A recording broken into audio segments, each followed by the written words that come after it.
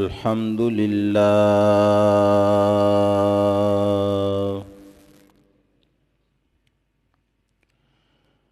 الحمد لله نحمده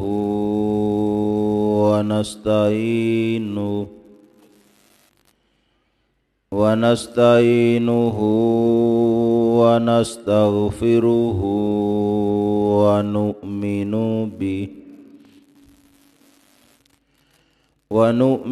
به ونتوكل عليه ونعوذ بالله من شرور أنفسنا ومن سيئات أعمالنا من يهده الله فلا مضل له ومن يضلله فلا هادي له ونشهد أن لا إله إلا الله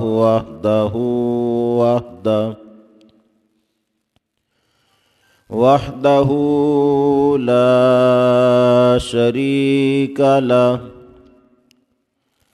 لا ضد له ولا ند له لا مثل له ولا مماثل له ونشهد أن سيدنا ومولانا وملجانا ومأوانا طبيبنا وطبيب قلوبنا شفيعنا وشفاء صدورنا قرتنا وقرة عيوننا مطلوبنا ومصحوبنا وموجودنا آلانا وأولانا ومولانا محمدا عبده ورسوله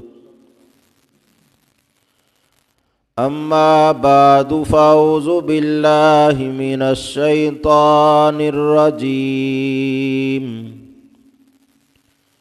بسم الله الرحمن الرحيم لقد جاءكم رسول من أنفسكم عزيز عليه ما عنتم حريص عليكم بالمؤمنين رؤوف رحيم آمنت بالله صدق الله العظيم إن الله وملائكته يصلون على النبي يا أيها الذين آمنوا صلوا عليه وسلموا تسليما الصلاة والسلام عليك يا سيدي يا رسول الله وعلى آلك وأصحابك يا حبيب الله الصلاة والسلام عليك يا سيدي يا رسول الله وعلى آلك وأصحابك يا خاتم النبيين مولاي صل وسلم دائما أبدا على حبيبك خير الخلق كلهم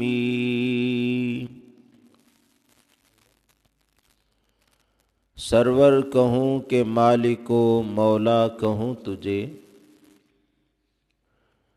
سرور کہوں کہ مالک و مولا کہوں تجھے،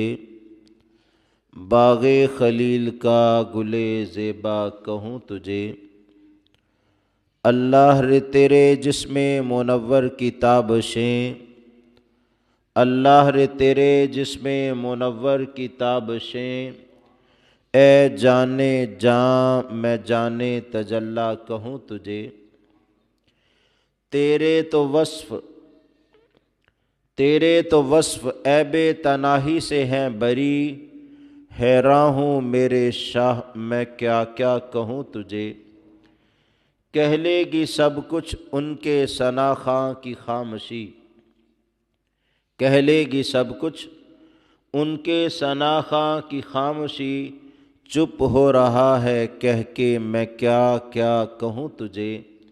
لیکن رضا نے ختم سخن اس پہ کر دیا،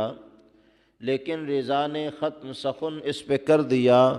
کہ خالق کا بندہ خلق کا آقا کہوں تجھے۔ اللہ تبارک و تعالی جل جلالہ و اعظم شانہ و تم برہانہ کی حمد و ثنا اور مصطفیٰ جان رحمت،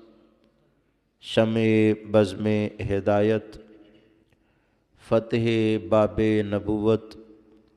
ختم دور رسالت پہ لاکھوں سلام پیش کرنے کے بعد، انتہائی اعزاز و وقار کے لائق حاضرین، سامعین، ناظرین، حضرات و خواتین، اللہ تعالیٰ جل وعلا کے فضل و احسان اور رحم و کرم سے ہمیں زندگی میں ایک بار پھر ماہ نور، شہر سرور، آقا علیہ الصلوۃ والسلام کی آمد اور تشریف آوری کا مبارک مہینہ ربیع الاول شریف میسر آیا، اور ہم اللہ رب العزت کی بارگاہ میں شکر بجا لاتے ہیں کہ اس نے کائنات میں سب سے بڑا احسان ہم پر کیا کہ ہمیں اپنا محبوب نبی عطا فرما دیا، اور آقا علیہ السلام نے بھی اس کو حدیث میں یوں بیان کیا، فرمایا امت تمہیں مبارک ہو، خوشی ہو کہ جب اللہ تعالیٰ نبیوں اور امتوں کی تقسیم کر رہا تھا، کس نبی کو کون سی امت دی جائے اور کس امت کے پاس کس نبی کو بھیجا جائے، تو اللہ نے تقسیم کرتے کرتے جعلنی نبیکم وجعلکم امتی، اللہ نے مجھے تمہارا نبی بنا دیا ہے اور تمہیں میرا امتی بنا دیا ہے۔ یہ بڑی سعادت کی بات ہے کہ جس نبی مکرم صلی اللہ تعالی علیہ وآلہ وسلم کی امت ہونے کے لیے نبی بھی دعائیں کرتے رہے، اللہ تعالی جل وعلا نے ہمیں بغیر محنت اور کوشش کے اس کی امت بنا دیا ہے۔ اس پر جس قدر بھی اللہ تعالیٰ کی بارگاہ میں سجدہ شکر بجا لائیں وہ کم ہے کہ مالک نے اتنا بڑا انعام جو فرمانا تھا اس انعام کے لیے ہمیں منتخب اور پسند فرمایا ہے، اور انعام جتنا بڑا ہو اس کا احساس بھی اتنا بڑا ہونا چاہیے، اور اس پر شکر بھی اتنا ہی زیادہ بجا لانا چاہیے۔ اللہ تعالیٰ جل وعلا نے جب اپنے محبوب نبی صلی اللہ تعالیٰ علیہ وآلہ وسلم کا تذکرہ کیا تو کیسی عجیب جہت ہے کہ کسی آیت میں اپنے محبوب علیہ السلام کا ایک وصف بیان فرمایا، کسی میں 2 اوصاف بیان فرمائے، کسی میں 5 اوصاف بیان فرمائے،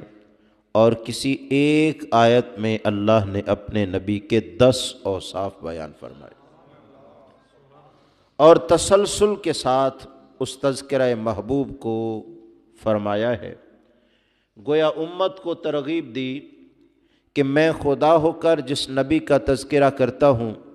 تو اس قدر تسلسل سے خوبیاں بیان کرتا ہوں، تم تو امتی ہو، تمہارا تو اور بھی زیادہ حق بنتا ہے کہ ان کا تذکرہ خیر کرو۔ میں نے سورہ توبہ کی سیکنڈ لاسٹ آیہ مبارکہ جو تلاوت کی ما قبل الآخر، اس میں اللہ تعالیٰ جل وعلا نے ایک آیت میں 4 الگ الگ جملے بیان فرمائے ہیں، اور آقا علیہ السلام کی رسالت کا تذکرہ فرمانے کے بعد 5 خوبیاں آقا علیہ السلام کی اللہ تعالیٰ نے ایک آیت میں گنوائی ہیں۔ اور ایسی بھی آیات ہیں جن میں اس سے بھی زیادہ خوبیاں بیان فرمائیں، جیسے الذین یتبعون النبی الامی، اس ایک آیت میں اللہ تعالیٰ نے اپنے محبوب کی 10 خوبیاں بیان فرمائی ہیں۔ اور آقا علیہ السلام کے خلاف جو بات کہتا تھا اس کی مذمت بھی اسی طرح فرمائی جاتی کہ سورہ قلم میں آقا علیہ السلام کے گستاخ کی اللہ تعالیٰ نے 10 خامیاں گنوائی ہیں۔ گرامیہ قدر، اس قدر اپنے محبوب علیہ السلام سے محبت ہے کہ ان کے خلاف کوئی بات کرے تو رب بھی جو ستار العیوب ہے اس کے 10 عیب بیان کرتا ہے اور بتاتا ہے وَتُلِّمْ بَعْدَ ذَلِكَ زَنِيمٌ، آخر میں یہ کہتا ہے کہ یہ نطفہ حلال ہی نہیں، اس لیے میرے نبی کے خلاف بات کرتا ہے۔ کوئی نطفہ حلال ہو تو نبی کے خلاف زبان کھول ہی نہیں سکتا۔ گرامیہ قدر، وہ 5 خوبیاں اوصاف جو آیت خطبہ میں پڑھی گئی اس میں جن کا تذکرہ کیا کچھ یوں ہیں۔ ارشاد ربانی ہے لَقَدْ جَاءَكُمْ رَسُولٌ مِّنْ أَنفُسِكُمْ، البتہ تحقیق تمہارے پاس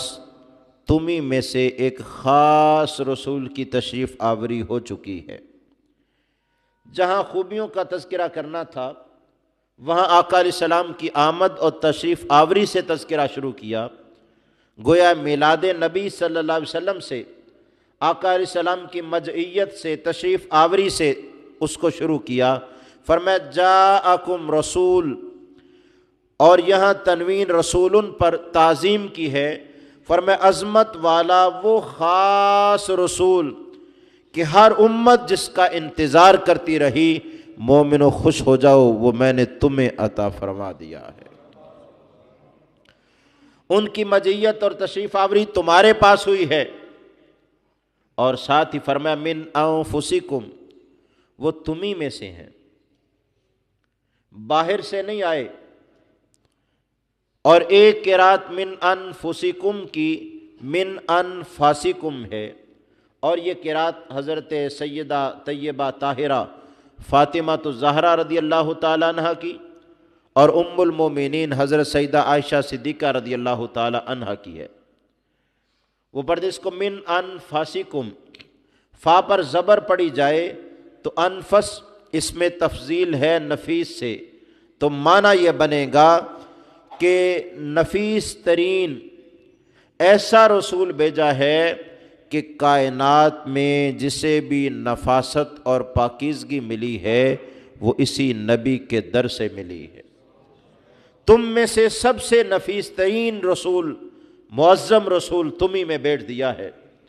اور آقا علیہ السلام نے ارشاد بھی فرمایا آدم علیہ السلام سے جب تقسیم ہوتی رہی نسلوں کی کہ کسی کی نسل میں 2 بچے ہوئے، آگے 2 الگ الگ قومیں بنی، ان 2 میں سے جو بہتر ہوا کرتی تھی اللہ تعالیٰ جل وعلا نے مجھے ان میں بھیجا ہے۔ اور ایک حدیث میں یوں فرمایا اولاد ابراہیم کو اللہ تعالیٰ نے کائنات میں چنا ہے تو اللہ نے مجھے اولاد ابراہیم بنایا ہے۔ فرمایا پھر ابراہیم علیہ السلام کی اولاد میں سے اللہ نے اسماعیل علیہ السلام کی اولاد کو سب سے زیادہ چنا تو اللہ نے مجھے اولاد اسماعیل میں رکھا۔ پھر فرمایا اولاد اسماعیل میں اللہ نے بنو کنانہ کو سب سے زیادہ چنا،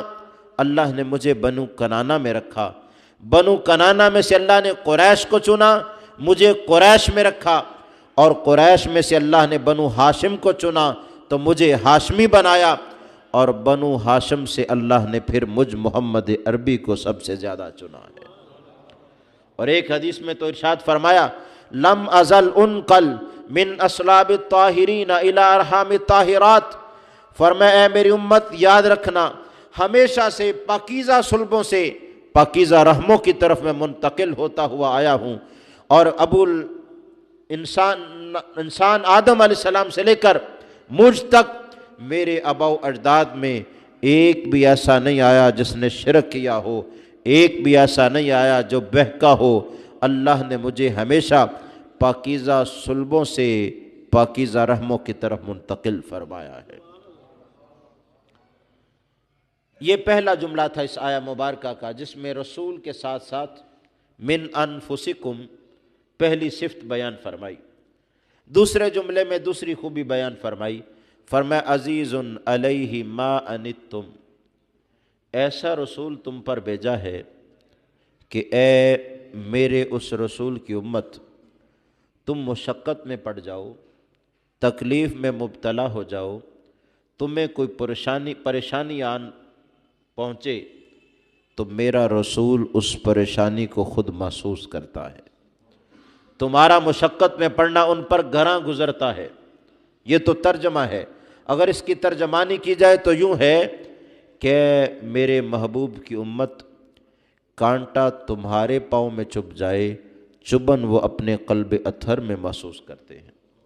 وہ تمہارے اس قدر ہمدرد ہیں، انہیں تمہارا اتنا زیادہ احساس ہے۔ لہذا آقا علیہ السلام کی دوسری خوبی یہاں عزیز ہونا، ہمدرد ہونا اور مشقت کو گراں محسوس کرنا بیان فرمائی گئی۔ پھر فرمایا حریص علیکم، وہ تمہاری خوبی کے لیے، تمہاری کامیابی کے لیے،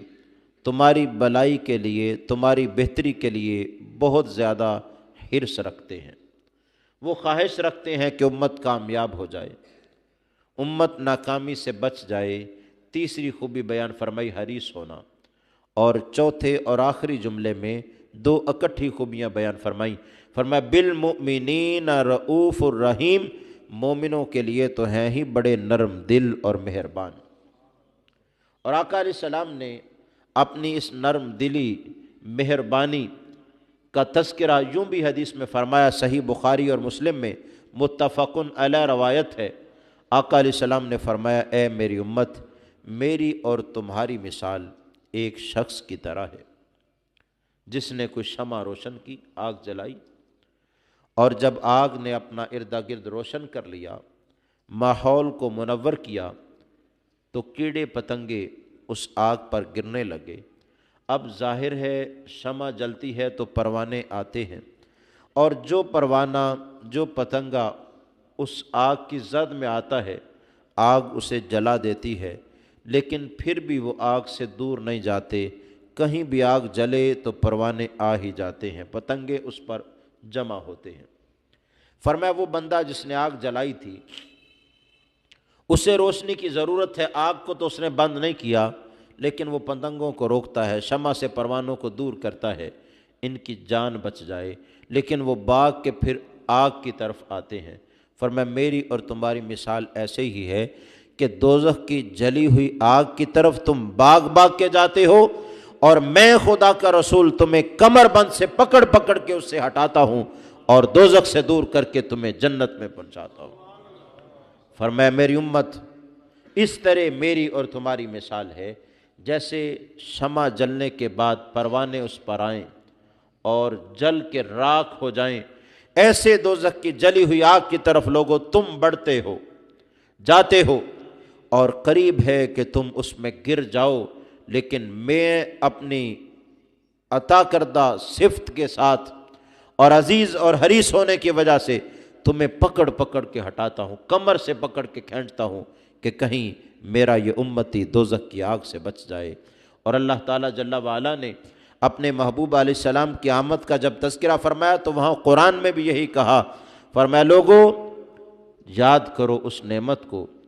کہ جب تم اذ کنتم اعداء فالف بین قلوبکم فاصبحتم بنعمتہ اخوانا، اس نعمت کو یاد کرو کہ تم آپس میں دشمن تھے، اللہ نے وہ نعمت تمہیں دی تو تم بائی بائی بن گئے، دلوں میں الفت پیدا ہو گئی۔ تم اس محبوب علیہ السلام کی آمد سے پہلے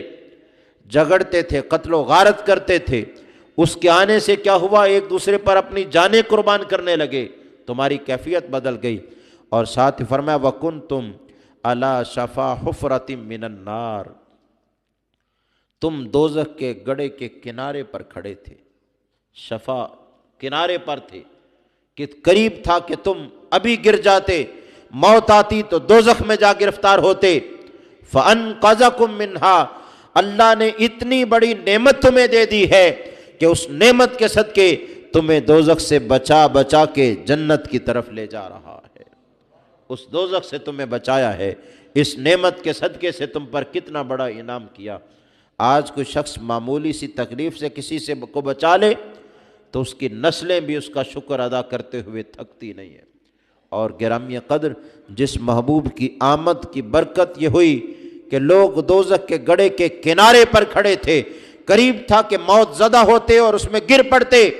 ایمان کی دولت آقا علیہ السلام کی محبت اللہ نے ایسی عطا فرمائی کہ دوزخ کے گڑھے کے کنارے سے انہیں بچا کے جنت کا راہی بنا دیا ہے۔ اور گرامی قدر عزیز علیہ ما عنتم، آقا علیہ السلام کو ہماری مشقت کتنی گراں گزرتی ہے، ذرا تصور تو کیجئے کہ ہم اللہ تعالیٰ جل وعلا کی بندگی میں بھی کھڑے ہوں اور کوئی خالق کی بندگی بھی کر رہا ہو، آقا علیہ السلام کو اس کے درمیان بھی مشقت پسند نہیں ہے، فرماتے امت کے لیے آسانی رہے۔ یہاں تک کہ صحیح بخاری اور مسلم میں حدیث ہے، مسجد نبوی ہے، آقا علیہ السلام مصلی امامت پہ ہیں، صحابہ قطار در قطار کھڑے ہیں، نماز عشاء کا وقت ہے اور آقا علیہ السلام ارادہ فرما رہے ہیں کہ آج لمبی نماز پڑھانی ہے، زیادہ آیات تلاوت کرنی ہے، نماز میں زیادہ وقت لگانا ہے۔ آقا علیہ السلام نے فرمایا میرا یہ ارادہ تھا اور اس کے باوجود کہ میں نے ارادہ کیا تھا لمبی نماز پڑھاؤں گا، جب نماز شروع فرمائی فرمایا فَسَمِعْتُ بُكَاءَ صَبِيٍّ، میں نماز پڑھا رہا تھا، اس اثناء میں نے ایک چھوٹے بچے کے رونے کی آواز سنی۔ اب بچے کی رونے کی آواز کیسے پیدا ہوئی کہ نماز میں آگے مرد اور بڑے کھڑے ہوتے ہیں، پیچھے بچے، اس کے پیچھے عورتیں، اور عورتیں بھی جماعت میں شامل تھیں، کوئی عورت اپنا بچہ بھی ساتھ لے کے آئی تھی۔ اس وقت الگ الگ فلور تو نہیں ہوتے تھے کہ مرد ایک فلور پر ہوں، عورتیں دوسرے فلور پر۔ اب جب اس نے نماز شروع کی تو بچہ رونا شروع ہو گیا۔ آقا علیہ السلام نے کہا جب بچہ رونا شروع ہوا تو میرے دل پر بڑا گراں گزرا اور میں نے احساس کیا کہ اس بچے کے رونے سے اس کی ماں کا دل بھی بڑا پریشان ہوتا ہوگا، اور ظاہر ہے جب تک نماز مکمل نہیں ہوگی تب تک وہ اپنے بچے کو چھاتی سے لگا کے دلاسا نہیں دے سکے گی۔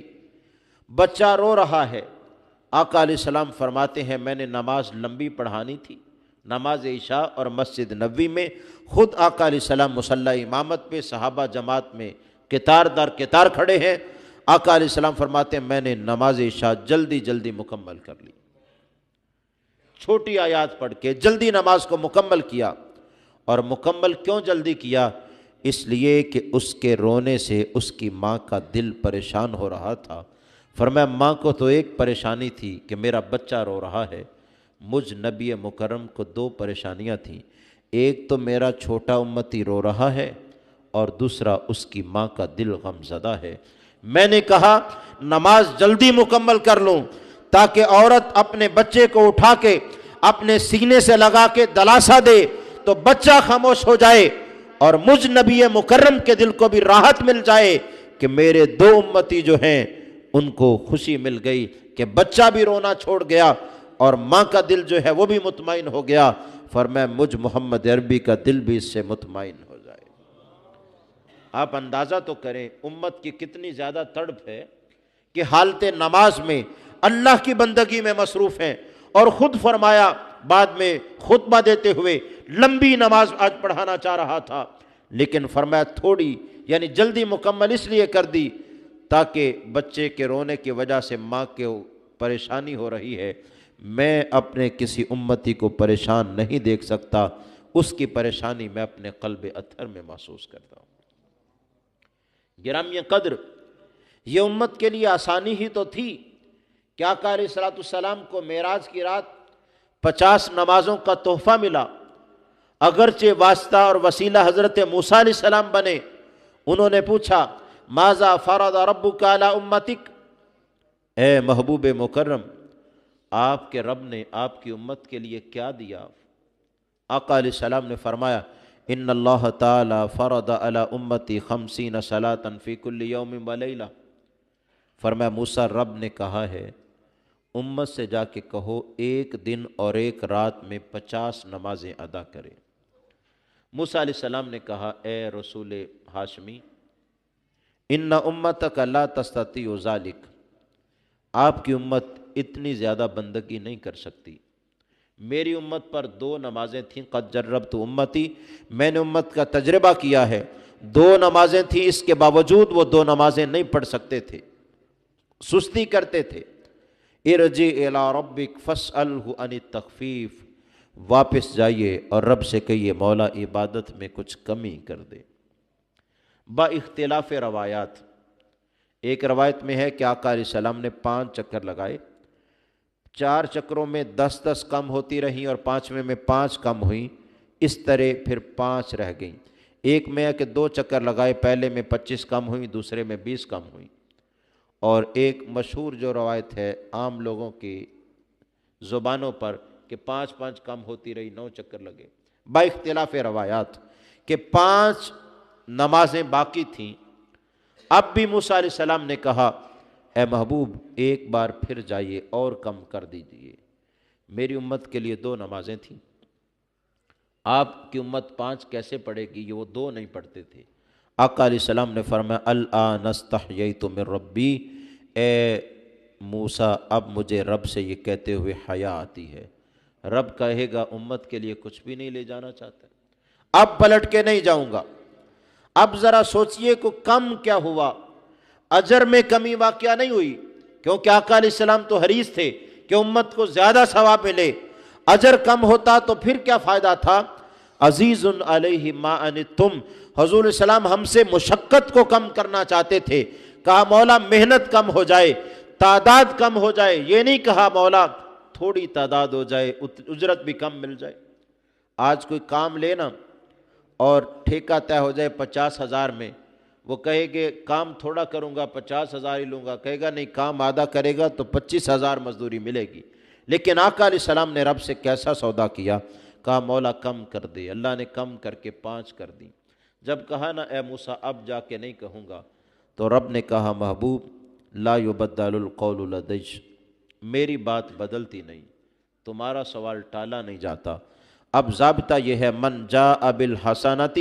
فلہ عشر امثالھا، امت سے کہہ دیں کہ پڑھتے 5 ہی رہے، خدا ثواب 50 کا عطا فرماتا رہے گا۔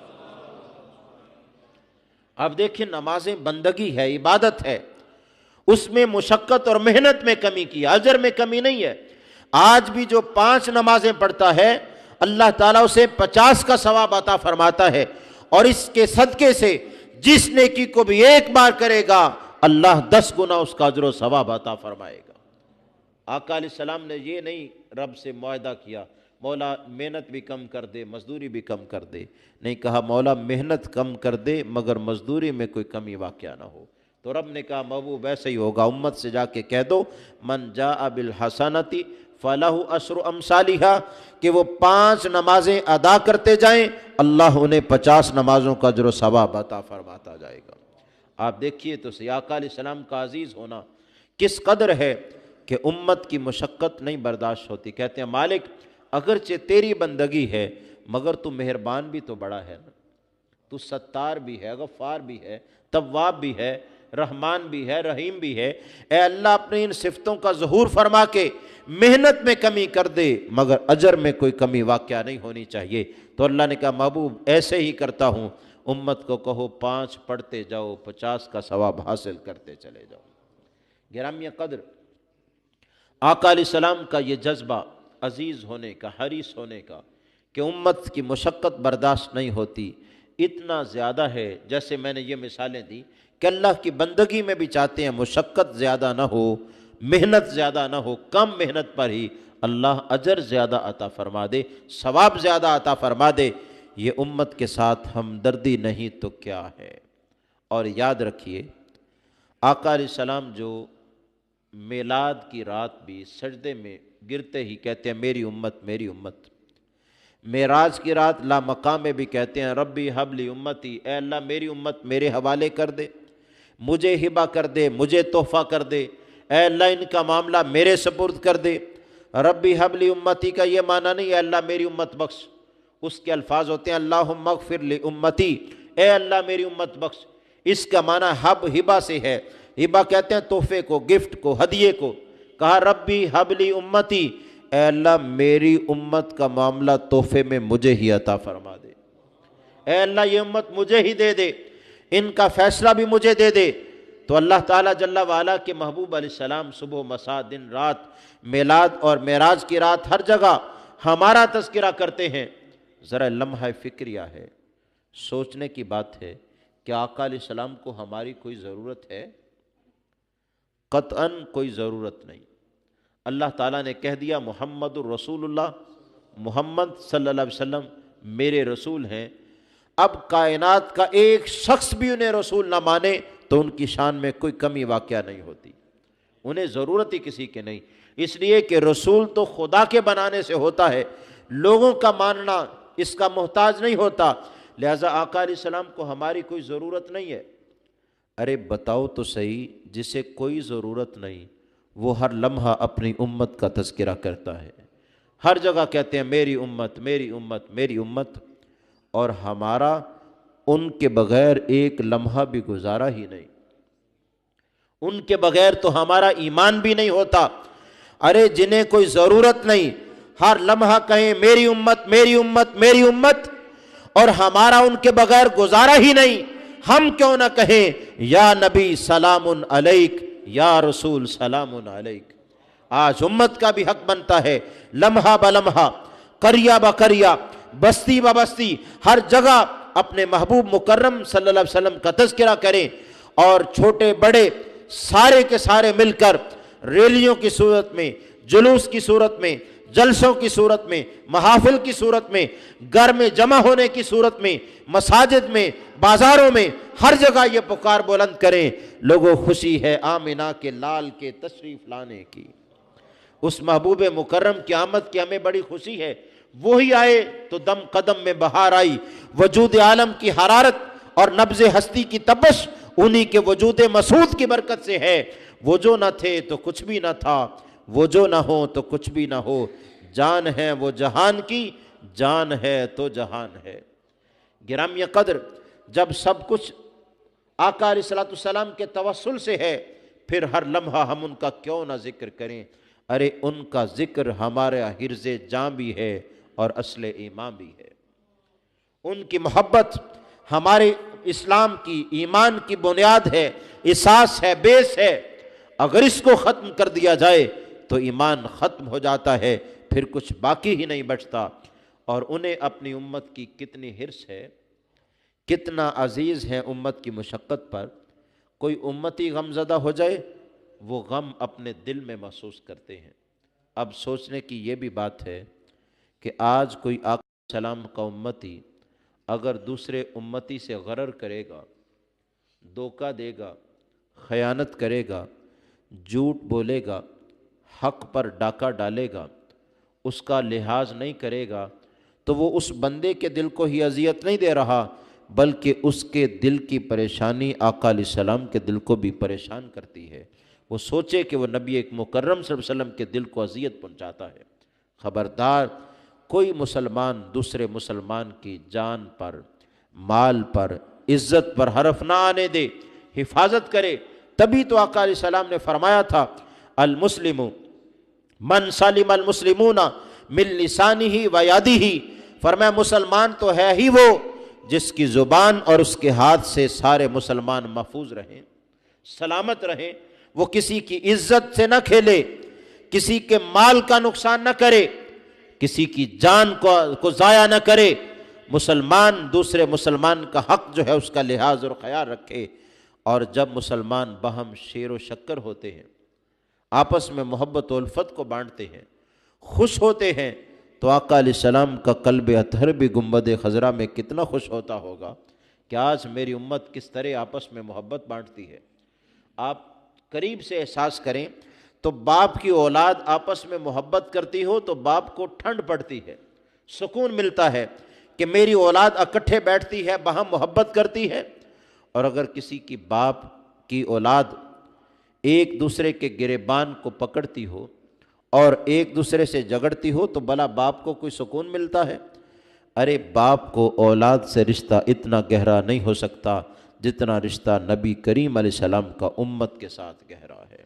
آج ضرورت ہے امت باہم شیر و شکر ہو جائے، محبت و الفت میں آ جائے، اور کوئی مسلمان دوسرے مسلمان کی جان، مال، عزت پر حملہ نہ کرے اور اس کی حفاظت کرے۔ پھر دیکھیے آقا علیہ السلام کی برکتیں اور بھی کتنی میسر آتی ہیں، اور آقا علیہ السلام کے قلب اطہر کو بھی سرور اور راحت مل جاتی ہے۔ دعا ہے اللہ تعالیٰ جل وعلا نے جس طریق سے نبی آخر الزماں علیہ السلام کو ہمارے پاس بھیجا اور ہمیں ان کے امتی ہونے کا اعزاز عطا کیا، اللہ اس اعزاز کی حفاظت کی توفیق عطا فرمائے اور دنیا کے ساتھ ساتھ آخرت کی کامیابیاں بھی نصیب کرے۔ آمین۔ وما علیہ الا البلاغ۔